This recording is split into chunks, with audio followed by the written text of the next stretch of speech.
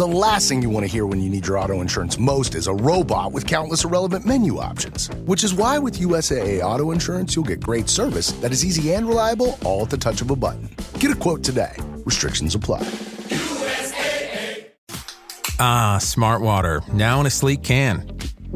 This feels cool, literally. Perfect for social gatherings and on the go. Should I start wearing turtlenecks? One sip at a time, friend. Smart Water cans, for those with a taste for taste. Get yours today. agenciadepodcast.com.br.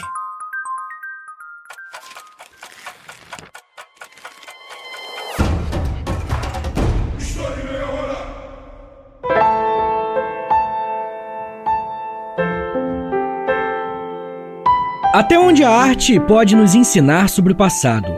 Existe um limite entre a história e a ficção? Essas são apenas algumas perguntas que podemos nos fazer quando estudamos com mais atenção a história do cinema. Esse episódio é muito especial, porque eu tô lançando um canal novo chamado História e Cinema, que tá tanto no YouTube quanto aqui no Spotify, mas mais tarde eu falo mais sobre ele.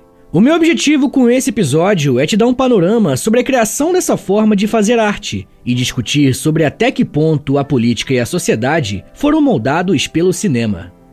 Para isso, eu quero lembrá-los que eu uso fontes e autores confiáveis que você pode e deve consultar na descrição do episódio. É muito natural entrarmos numa sala de cinema e termos um tempo para relaxar e se divertir.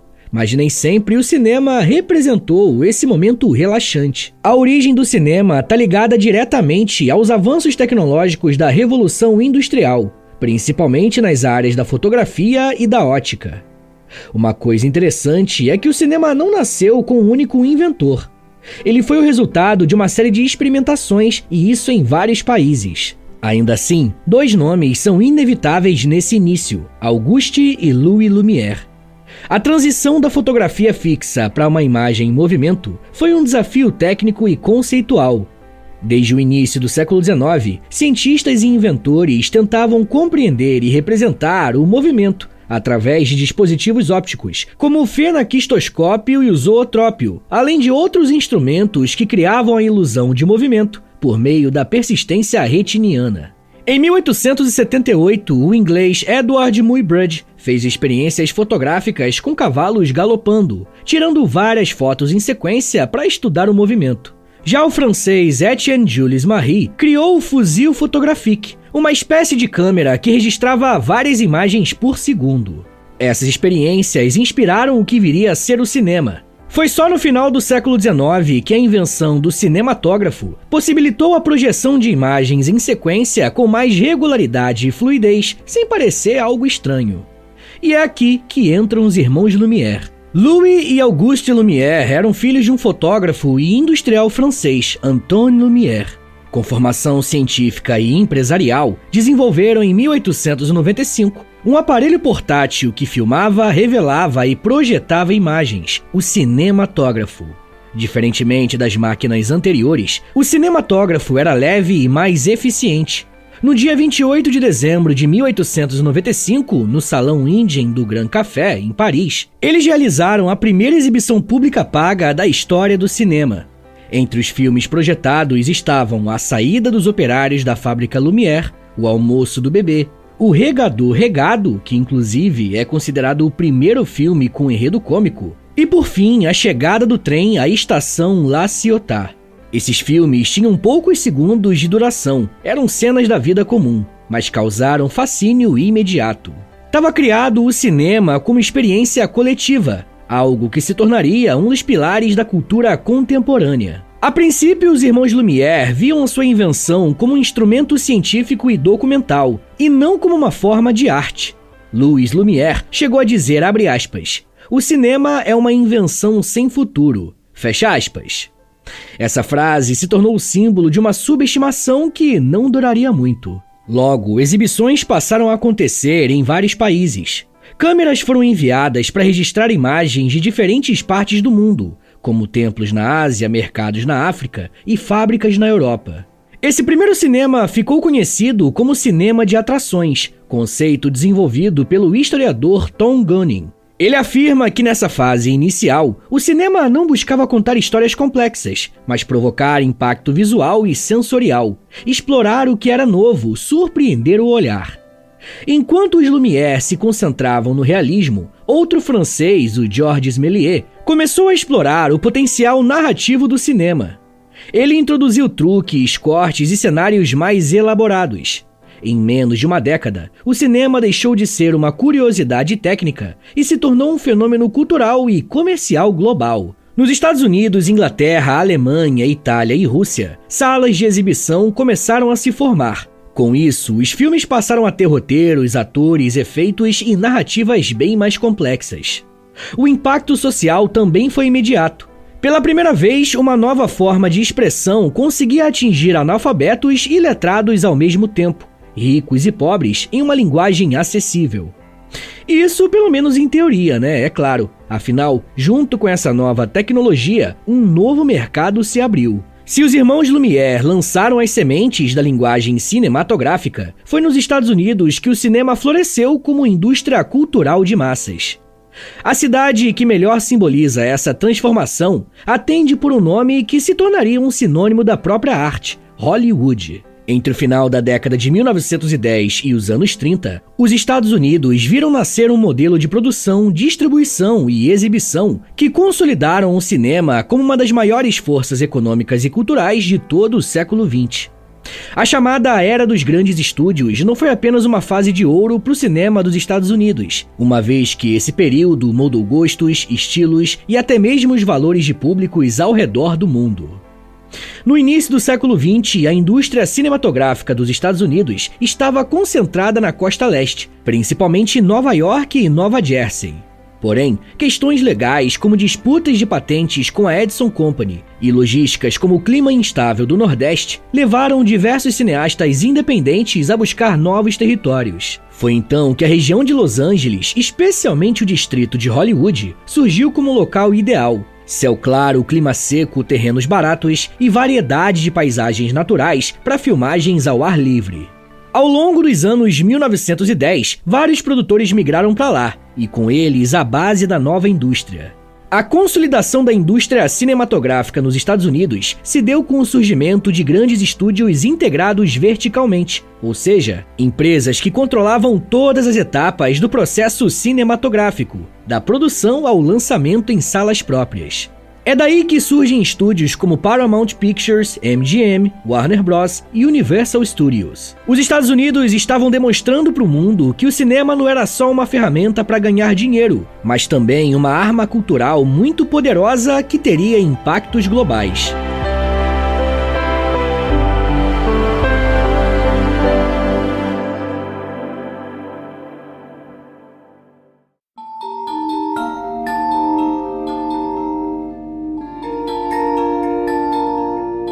Além dos aspectos técnicos que conversamos até aqui, eu quero que você saiba que Hollywood não vendia apenas filmes, vendia também estrelas. A criação do chamado Star System transformou atores e atrizes em celebridades globais. Nomes como Charlie Chaplin, Mary Pickford, Douglas Fairbanks, Greta Garbo e Clark Gable se tornaram nomes mundialmente conhecidos. As produtoras apostavam em gêneros bem estabelecidos, como Velho Oeste, musical, comédia romântica, filme noir, drama histórico, guerra e terror. Essa categorização ajudava o público a saber o que esperar e facilitava a fidelização, como apontou o historiador Richard Maltby, abre aspas. Hollywood não vendia apenas histórias, vendia a familiaridade, conforto e a ilusão de um mundo inteligível. Fecha aspas. O cinema falado chegou com força em 1927, com o sucesso de O Cantor de Jazz, da Warner Bros. A introdução do som sincronizado transformou toda a lógica da produção cinematográfica. Estúdios precisaram investir em novas tecnologias, precisaram reformar salas de exibição e adaptar roteiros. Esse processo consolidou ainda mais a força dos grandes estúdios, que tinham capital e estrutura para enfrentar a transição. Foi também nesse período que surgiram grandes musicais, que aproveitavam o som para combinar narrativa, canções e coreografias. Com a ascensão econômica dos Estados Unidos após a Primeira Guerra Mundial, o cinema hollywoodiano passou a ocupar espaços cada vez maiores no mundo. Era a vitrine do American Way of Life, mostrando ao mundo imagens de prosperidade, liberdade, heroísmo e romance. Ao longo das décadas de 30 e 40, durante a Grande Depressão e a Segunda Guerra Mundial, o cinema de Hollywood se posicionou como ferramenta de coesão social e construção de identidade nacional. Filmes exaltavam os valores da família, do trabalho, da superação, da democracia, e por isso muitas vezes ganhavam apoio institucional e isenções fiscais. Apesar do sucesso, o modelo dos grandes estúdios também foi alvo de críticas. Muitos cineastas independentes acusavam o sistema de ser engessado, padronizado e limitador da criatividade. Além disso, atores eram presos com frequência a contratos ruins, sem liberdade artística.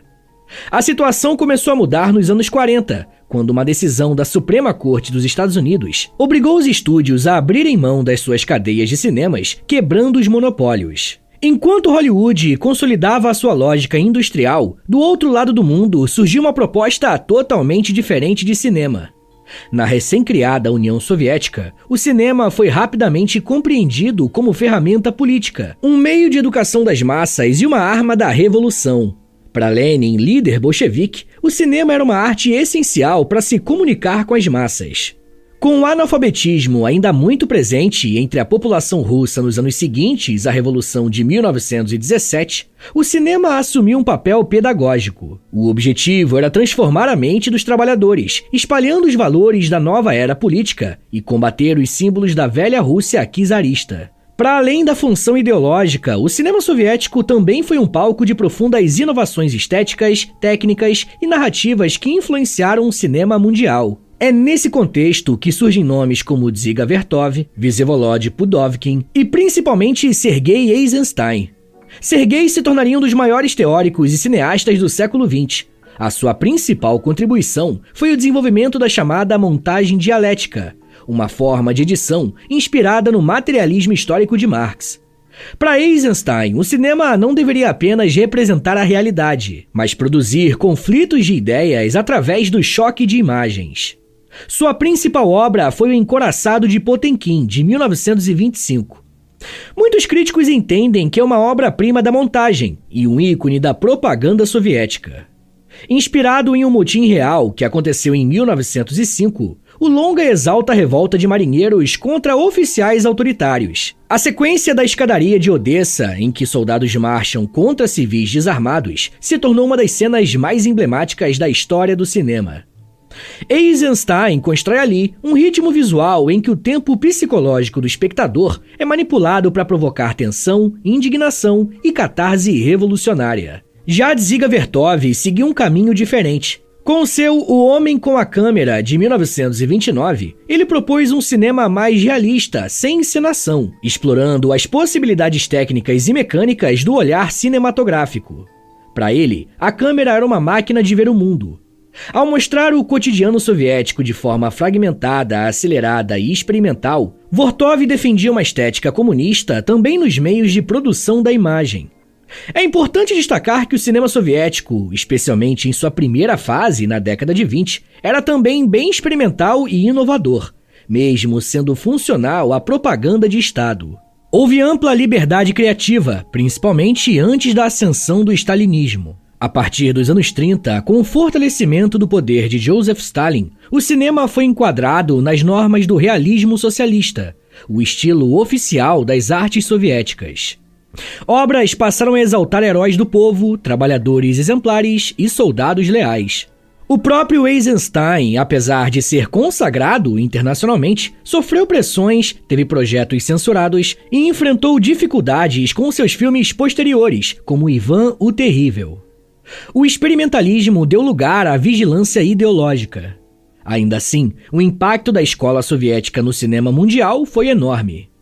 A montagem, as teorias sobre ritmo, o uso da câmera como narrador visual e a ideia de cinema como construção de sentido histórico influenciaram diretores em todo o mundo. Historiadores como David Bordwell e Christian Thompson destacam que o cinema soviético criou uma linguagem alternativa à narrativa clássica hollywoodiana. Enquanto o modelo estadunidense priorizava a continuidade, a identificação emocional e a progressão linear da trama, os soviéticos apostavam na ruptura, na colisão de planos e na construção coletiva da subjetividade. Vale lembrar que o público soviético também era objeto dessa transformação. Salas de cinema foram criadas nas fábricas, nas zonas rurais e até em trens e barcos, com o objetivo de levar a ideologia marxista às massas. O cinema soviético não era só uma forma de entretenimento, era parte do projeto revolucionário de reformar o homem, de fazer nascer um novo sujeito socialista. Pessoal, eu já quero falar mais sobre como que o cinema foi usado como uma arma de propaganda para impor ideias e modelos de comportamento. Mas vem um minutinho aí, tá, gente, que daqui a pouco a gente volta e eu falo um pouco mais sobre Era de Ouro, política, ideologia, propaganda e crise. Segura aí, que é um minutinho só.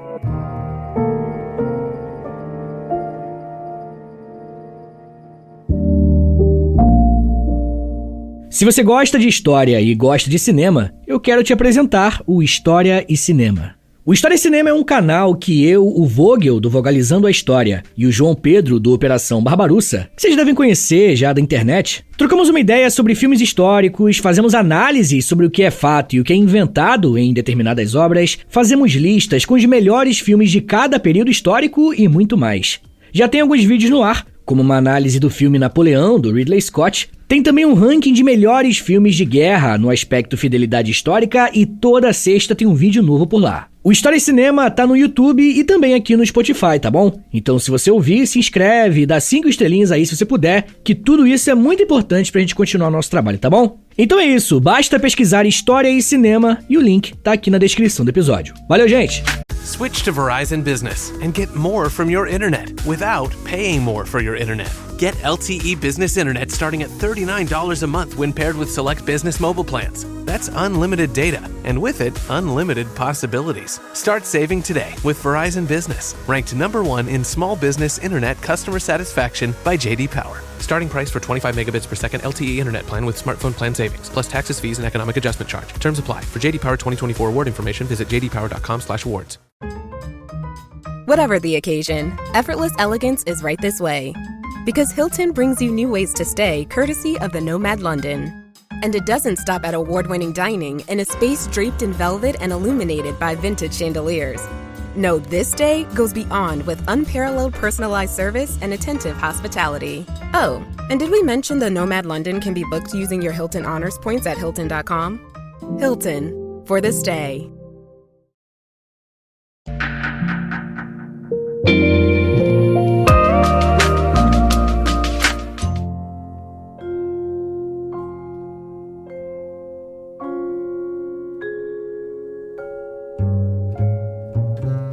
Abre aspas. O cinema é um agente ativo da história. Ele participa da construção do real, modela mentalidades e interfere na memória coletiva. Não se trata de simples reflexo da sociedade, mas de um ator com papel próprio. Fecha aspas. As palavras que você acabou de ouvir foram ditas pelo historiador Mark Ferro, ao analisar o cinema para além de uma forma de fazer arte. Nesse sentido, o cinema não é apenas um reflexo dos tempos positivos ou revolucionários. Na verdade, é justamente nos momentos de crise que ele mostra o seu potencial. A história do século XX é atravessada por convulsões sociais, econômicas e políticas, e em todas elas, o cinema teve um papel central. Seja como válvula de escape, como forma de denúncia ou como instrumento de controle, a tela se tornou o espaço onde as tensões da realidade eram elaboradas, transformadas ou negadas. Durante a Grande Depressão de 1929, por exemplo, o cinema hollywoodiano passou por uma transformação. Enquanto milhões de pessoas perdiam empregos, casas e esperança, as salas de exibição se tornaram refúgios baratos para o público. Os estúdios perceberam rapidamente que o cinema precisava oferecer escapismo. Foi nesse contexto que gêneros como o musical e a comédia screwball se popularizaram. Estrelas como Fred Astaire, Ginger Rogers e Shirley Temple viraram símbolos de leveza em tempos difíceis. Muitos desses filmes, sob o verniz do entretenimento, escondiam críticas sociais sutis ou metáforas sobre a desigualdade. O cinema, então, cumpria uma função dupla ao suavizar a realidade, mas também ao criticá-la. Ainda nos anos de 1930, mas agora fora dos Estados Unidos, o cinema também respondia aos novos autoritarismos que surgiam na Europa. Regimes fascistas compreenderam cedo o poder das imagens e do audiovisual como meios de manipulação das massas. O caso mais emblemático é o da Alemanha nazista, onde Joseph Goebbels, ministro da propaganda, controlava a indústria cinematográfica. Para o nazismo, o cinema era uma extensão do Estado. Filmes como O Triunfo da Vontade, de 1935, dirigido por Leni Riefenstahl, são exemplos sofisticados dessa estratégia. O documentário que retrata o congresso do Partido Nazista em Nuremberg é uma peça de propaganda elaborada com o uso de trilha sonora imponente, enquadramentos heróicos e montagens simbólicas. A estética a serviço do culto ao líder. O filme elevava Hitler à condição de figura messiânica, reforçando o sentimento de unidade nacional e submissão ao Führer. Mas o uso político do cinema não era a exclusividade da Alemanha. Na Itália fascista, sob Benito Mussolini, o regime também incentivou a produção de filmes patrióticos e históricos, exaltando a glória romana e a ideia de império. Com a chegada da Segunda Guerra Mundial, o papel do cinema nas democracias ocidentais também passou por mudanças. Nos Estados Unidos, após a entrada no conflito em 1941, o governo incentivou a criação de filmes com mensagens patrióticas, mensagens de apoio às tropas e de denúncia dos inimigos. Filmes como Casablanca, de 1942, mesmo tendo uma grande trama de romance, trazia uma mensagem clara de engajamento contra o nazismo. Documentários, noticiários e produções de guerra exaltavam os valores democráticos, a bravura dos soldados e a necessidade de sacrifício. O Departamento de Guerra dos Estados Unidos chegou a contratar cineastas como Frank Capra para produzir a série Why We Fight, que significa Por que Nós Lutamos, explicando aos soldados e à população civil as razões morais e políticas do conflito. É também nesse momento que o cinema encontra os horrores da realidade de frente. Após a liberação dos campos de concentração, cinegrafistas aliados registraram as imagens do Holocausto. Essas cenas seriam usadas como prova nos julgamentos de Nuremberg. A câmera deixava de ser apenas artística e passava a ser também um testemunho histórico. Ao final da Segunda Guerra Mundial, o mundo do cinema mudou novamente. Em vários países, regimes autoritários passaram a impor censura aos filmes considerados subversivos, imorais ou politicamente inconvenientes. Nos Estados Unidos, a Guerra Fria alimentou a caça às bruxas, promovida pelo senador Joseph McCarthy, atingindo duramente a indústria cinematográfica. O famoso Comitê de Atividades Anti-Americanas perseguiu atores, roteiristas e diretores que eram acusados de simpatia pelo comunismo. Muitos foram presos ou impedidos de trabalhar, como os chamados 10 de Hollywood. Essa onda de repressão produziu efeitos diversos. Por um lado, enfraqueceu a diversidade ideológica do cinema estadunidense. Por outro, estimulou o surgimento de produções mais críticas e independentes, e isso tanto dentro quanto fora dos Estados Unidos. Inclusive, o Brasil é um país que se destaca nesse sentido. Eu quero falar mais sobre a história do cinema brasileiro no episódio exclusivo para os apoiadores lá no Apoia-se. Se você quiser ouvir esse e os outros quase 200 episódios exclusivos que já tem por lá, basta assinar o apoia.se/História em Meia Hora, que você vai poder ouvi-los aqui mesmo no Spotify. É só clicar no banner que tá no perfil principal do História em Meia Hora no Spotify. Aí você já aproveita e deixa 5 estrelinhas na avaliação e clique em seguir também para ajudar o meu trabalho, tá bom? Além de você receber um monte de conteúdo exclusivo, você também ajuda o meu trabalho a continuar de pé. Mas enfim, gente, durante essas décadas de crise, o cinema reafirmou seu lugar central na sociedade. Era mais do que entretenimento, era um campo de disputa simbólica. Na segunda metade do século XX, o cinema precisou se reinventar e deu origem a um período conhecido como Anos Dourados. Essa foi uma época em que o cinema atingiu não apenas um pico industrial, mas também uma maturidade estética e simbólica que marcaria gerações. Em Hollywood, essa era foi marcada por uma produção muito grande, roteiros bem construídos, atores importantes e diretores com domínio total da linguagem fílmica. Os estúdios, ainda no modelo clássico, encontraram fórmulas eficazes para prender a atenção do público, trabalhando com gêneros bem estabelecidos e estrelas carismáticas. O resultado foram filmes como E o Vento Levou, de 1939, Cidadão Kane, de 1941, Casablanca, de 1942, Laura, de 1944, Os Melhores Anos de Nossas Vidas, de 1946, entre outros, que se tornaram referências permanentes na cultura ocidental.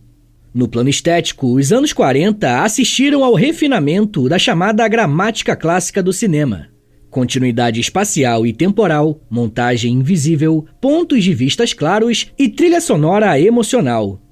Diretores como William Wyler, Billy Wilder, Alfred Hitchcock e Orson Welles levaram essas convenções a novos patamares. O caso de Welles é emblemático porque o seu Cidadão Kane é até hoje considerado por muitos críticos como o filme mais inovador da história, graças ao uso da profundidade de campo, da narrativa fragmentada e dos ângulos que desafiam o espectador. Esse mesmo período viu o crescimento do filme noir, um subgênero urbano e psicológico que refletia as inquietações do pós-guerra.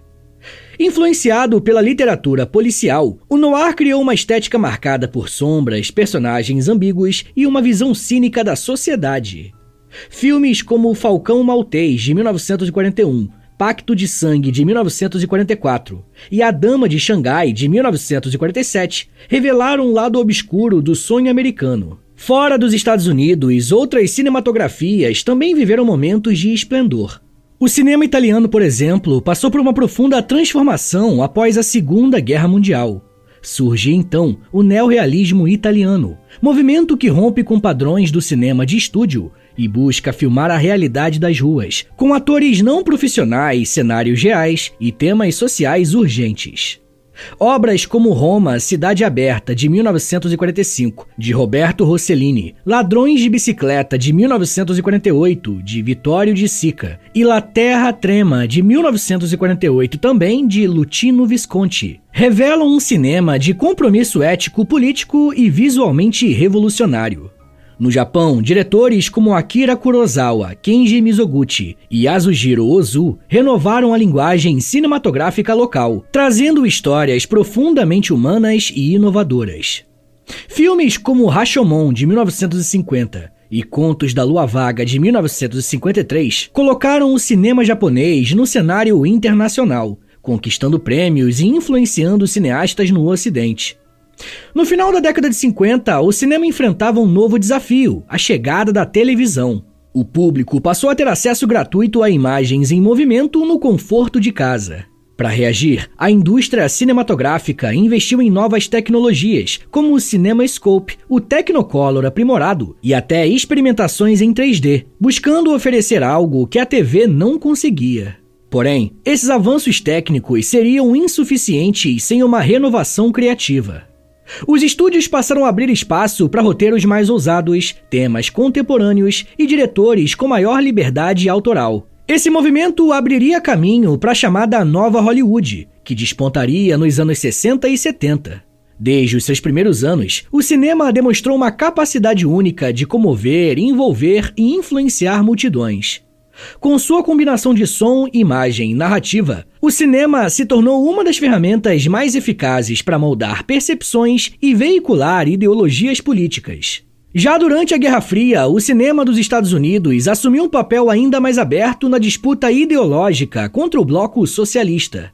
Filmes como Reds, de 1981, Doutor Fantástico, de 1964 e tantos outros debatiam de forma crítica ou conformista o medo do comunismo, a corrida armamentista e as tensões políticas entre as duas potências. Ao mesmo tempo, as produções de Hollywood promoviam muitas vezes de forma indireta os valores do American Way of Life, como liberdade individual, consumo, democracia liberal e empreendedorismo. Movimentos de resistência também souberam se apropriar da linguagem cinematográfica. No Terceiro Mundo, principalmente a partir dos anos 60, surge o chamado cinema militante, influenciado pelas lutas anticoloniais. No Brasil, o cinema novo, com diretores como Glauber Rocha, Nelson Pereira dos Santos e Rui Guerra, buscou romper com a estética comercial e construir uma linguagem própria, politicamente engajada. Na Cuba revolucionária, o Instituto Cubano de Arte e Indústria Cinematográfica produziu filmes que questionavam o imperialismo e exaltavam a soberania nacional. Na Argentina, Chile, Palestina, África e Irã, o cinema se tornou campo de batalha simbólica, onde se disputavam memórias, identidades e até mesmo utopias.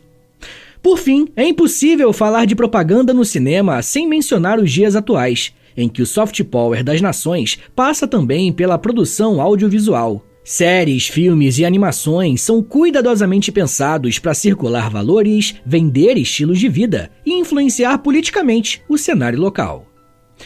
Pessoal, eu vou recomendar 3 episódios aqui do podcast, que você pode procurar aí no feed do História em Meia Hora, e eles vão servir de complemento para esse episódio que você acabou de ouvir, beleza? O primeiro episódio se chama Belle Époque, o segundo se chama Guerra Fria, e o terceiro se chama Capitalismo. Agora, bora fazer aquele resumão de 1 minutinho para você relembrar o que você aprendeu hoje? Vamos lá! Quando falamos na história do cinema, estamos falando de uma nova forma de pensar a arte que surgiu no final do século XIX, quando os irmãos Lumière realizaram a primeira exibição pública de imagens em movimento com o cinematógrafo. Inicialmente, os filmes eram curtos e sem narrativa, servindo apenas como curiosidade tecnológica. Pouco tempo depois, o cinema evoluiu com Georges Méliès, que introduziu efeitos especiais e histórias roteirizadas, transformando o cinema em arte narrativa. No início do século XX, os estúdios começaram a surgir, principalmente nos Estados Unidos, com Hollywood se consolidando como centro da produção cinematográfica mundial. Durante as décadas seguintes, o cinema se tornou um poderoso meio de comunicação de massa, refletindo e influenciando a cultura, a política e os valores sociais. O cinema teve um papel importante em períodos de crise, como na Segunda Guerra Mundial, quando foi usado como um instrumento de propaganda. Com o surgimento de diferentes movimentos, como o neorrealismo italiano, o cinema ganhou novas linguagens. Hoje, com o avanço da tecnologia digital e das plataformas de streaming, o cinema continua em constante transformação, mantendo seu papel central na cultura.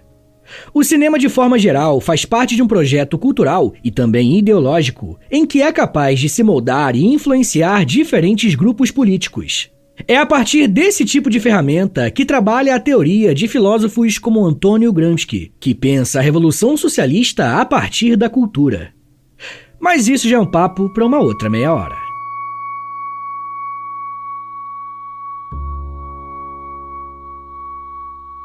Senhores, muito obrigado por terem ouvido até aqui. Meu nome é Vitor Soares, eu sou professor de História e você acabou de ouvir o História em Meia Hora. Se você quiser ajudar o meu trabalho a continuar rolando e receber conteúdos exclusivos como recompensa, considere assinar a nossa campanha de financiamento coletivo, nosso Apoia-se. É apoia.se/História em Meia Hora, o link tá na descrição também. Com R$10 por mês você recebe episódios exclusivos, já tem quase 200 episódios lá no aplicativo do Apoia-se e toda semana você recebe mais um. Com R$20, além das recompensas anteriores, você também recebe acesso ao nosso Clube do Livro. E com R$30, além das recompensas que eu já falei, você recebe acesso ao meu Close Friends no Instagram, onde eu publico curiosidades históricas todos os dias. Se você tiver alguma dúvida em relação ao apoio, é só falar comigo através do meu e-mail, que também é o meu Pix. Então, se quiser dar uma força, anota aí. É historiaemmeiahora@gmail.com. Eu comecei um canal no YouTube recentemente, o nome é História com Prof. Vitor Soares. Eu tô postando vídeos de história lá, e toda sexta-feira tem um quadro que eu acho que você vai gostar, que é o História em 10 Minutos, que é basicamente História em Meia Hora, só que em vídeo e em 10 minutos, né? Mas além disso, no canal eu faço lives, posto shorts, enfim, eu comecei agora a fazer um monte de coisa no YouTube também. Além disso, eu tenho um podcast de humor chamado Reinaldo Jaqueline, onde eu, Nicolas Queiroz e Príncipe Vidani, a gente apresenta uma espécie de programa de auditório sobre cinema, série, jogo de videogame, enfim, é bem diferente do História em Meia Hora, mas dá uma chance que eu acho que você vai gostar. Eu tenho 2 livros lançados. O primeiro é o livro do História em Meia Hora mesmo, e o segundo é um livro-jogo de história do Brasil chamado O Porão. O link pros dois está na descrição do episódio. Me siga nas redes sociais, no @Prof. Vitor Soares, pra acompanhar o meu trabalho, mas no dia a dia mesmo, tá bom? Então é isso, gente, muito obrigado, um beijo, até semana que vem! E valeu!